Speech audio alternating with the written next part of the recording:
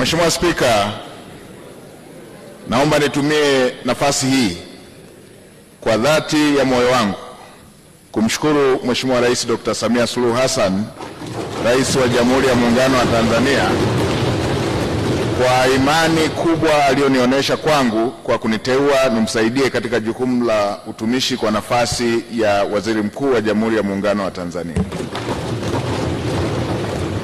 Nitafanya kazi hiyo kwa bidii, kwa uaminifu na kwa uadilifu mkubwa.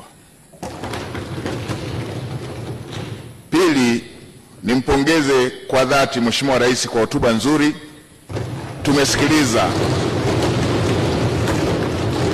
Tumesikiliza hotuba hapa ya Mheshimiwa Rais ambayo imebeba maono na inatoa dira na ramani pamoja na uelekeo wa nchi yetu kwa kipindi cha uongozi wa serikali ya awamu ya 6 kwa kipindi cha pili.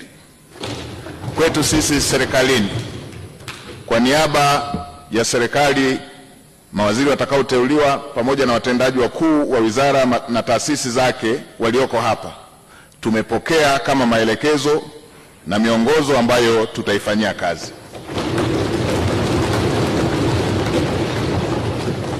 Kwa upande wa Bunge, pamoja na shughuli nyingine ambazo zitakuwepo za kibunge, tutakuwa na nafasi ya kutafakari, kuchambua na kuijadili hotuba hii wakati wa mkutano wa pili wa Bunge.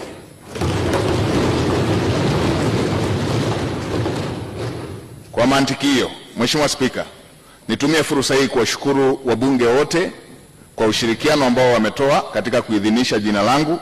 Aidha, kwa mara nyingine nikushukuru pia Mheshimiwa Spika, wewe binafsi kwa uongozi wako mahiri. Tumeshuhudia ukianza vizuri, tunaamini utaongoza vizuri bunge hili, na kwa niaba ya mawaziri watakaoteuliwa tukuahidi kwamba tutatoa ushirikiano kwako binafsi, Naibu Spika, pamoja na waheshimiwa wabunge wote. Tutapokea maoni, tutawasikiliza na tutafanyia kazi.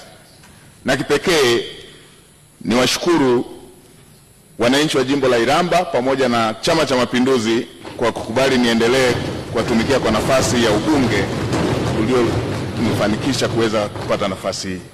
Mheshimiwa Spika, baada ya kusema haya, naomba sasa kutoa hoja kwamba bunge lako liahirishwe hadi siku ya Jumanne tarehe 27 Januari 2026 saa 3 kamili asubuhi litakapokutana tena hapa Dodoma.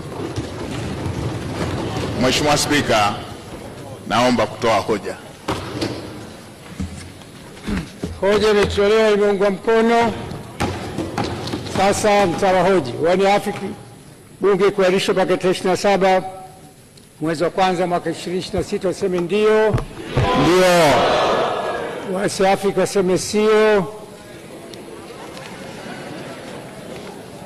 Waniafiki wameshinda. Waheshimiwa wabunge, sasa wimbo wa taifa pamoja na Afrika Mashariki.